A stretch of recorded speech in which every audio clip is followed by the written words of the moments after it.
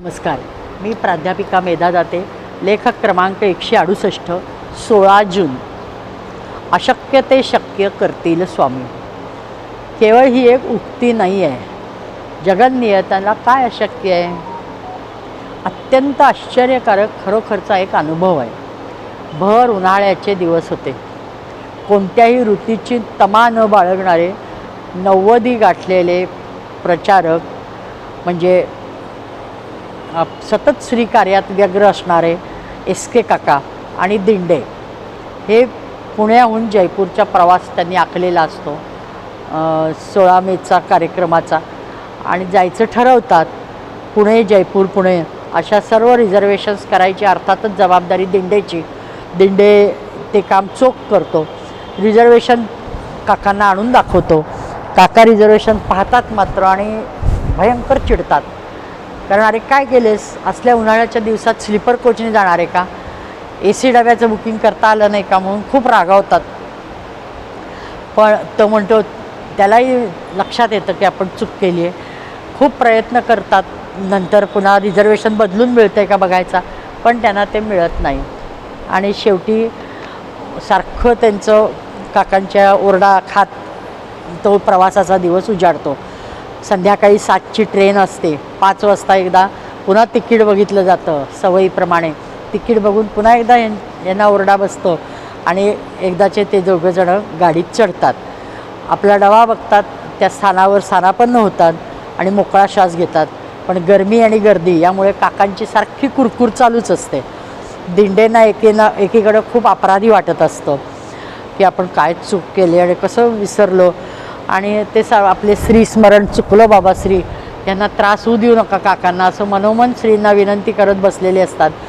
आणि अचानक 4 मुलं तिथं येतात आणि आमची 4 सीट रिझर्वेशन आहेत, उठा उठा उठा उठा करायला लागतात.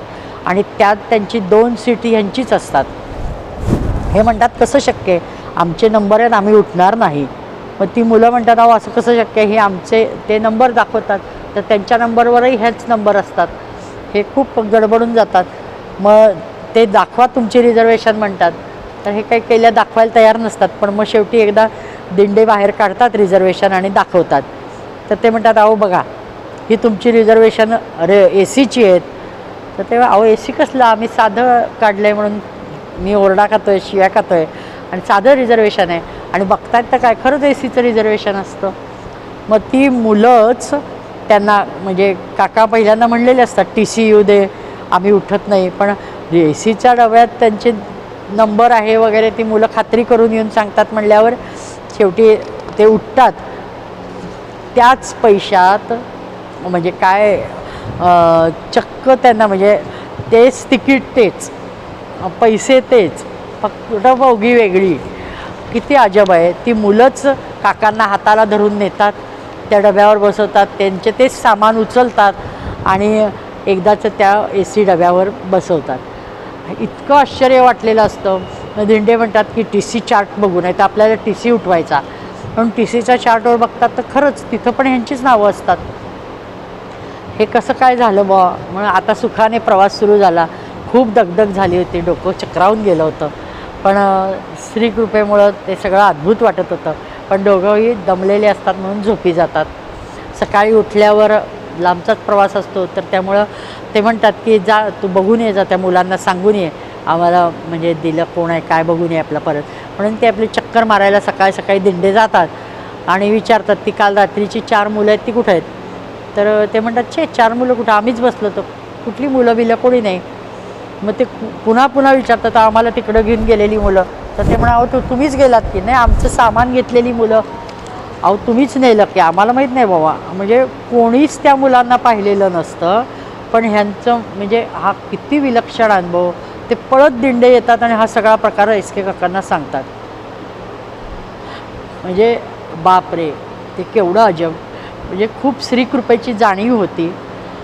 मग एस.के. काका म्हणतात, अरे काय, स्वतः दत्त महाराज, स्वामी समर्थ, प्रत्यक्ष श्री आणि भार्गवराम चौघं 4 मुलांच्या रूपात आले आणि धर्मप्रचाराला निघालेल्यांची उत्तम काळजी घेऊन गेले.